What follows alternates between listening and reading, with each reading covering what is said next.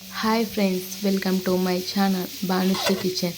ముందుగా నానబెట్టుకున్న శనగల్ని పక్కకు పెట్టి ఒక బౌల్ పెట్టి దాంట్లో వాటర్ పోసి నానబెట్టుకున్న శనగల్ని దాంట్లో వేయాలి. మంచిగా ఉడికే ముందు వచ్చిన పొంగుని తీసేసి పక్కకి వేసి మంచిగా ఉడకనివ్వాలి. కొంచెం సాల్ట్ వేసి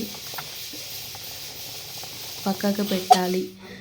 ఒక కడాయి పెట్టుకొని దానిలో తగినంత ఆయిల్, జీలకర్ర, ఆవాలు, కొంచెం పచ్చిమిర్చి, తగినంత ఆనియన్స్, కరివేపాకు, ఎల్లుల్లిపాయ, సాల్ట్, పసుపు వేసి మంచిగా ఫ్రై చేసుకోవాలి.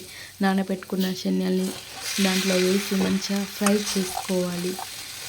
మంచిగా ఫ్రై చేసుకొని కొత్తిమీర వేసి మంచిగా టేస్ట్ స్పైసీగా అవుతాయి ఫ్రెండ్స్.